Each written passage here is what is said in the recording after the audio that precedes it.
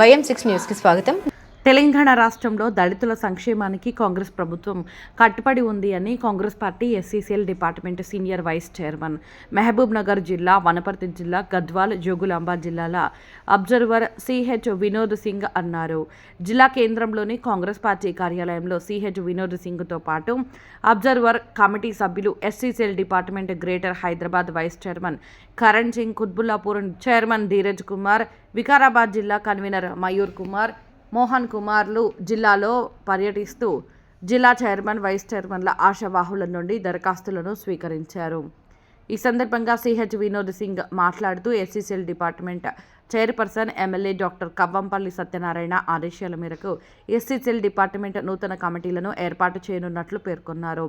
Congress party కోసం కష్టపడి పనిచేసిన ప్రతి ఒక్కరికి సముచిత స్థానం లభిస్తుందని తెలిపారు. మరి అదేవిధంగా greater Hyderabad vice chairman Karan Singh మాట్లాడుతూ రాష్ట్ర వ్యాప్తంగా దళితులందరినీ ఏకం చేయడం కోసం కాంగ్రెస్ పార్టీ ఎస్సీసీఎల్ డిపార్ట్మెంట్ ఎంతో కృషి చేస్తుందని తెలిపారు. కాంగ్రెస్ పార్టీ నాయకులు ఎస్సీసీఎల్ డిపార్ట్మెంట్ కమిటీలలో ఉండాలనుకున్న వారు తమ దరఖాస్తులు అబ్జర్వర్లకు అందజేయాలని సూచించారు. ఈ కార్యక్రమంలో కాంగ్రెస్ పార్టీ ఎస్సీసీఎల్ డిపార్ట్మెంట్ నాయకులు, పార్టీ శ్రేణులు తదితరులు అధిక సంఖ్యలో పాల్గొన్నారు.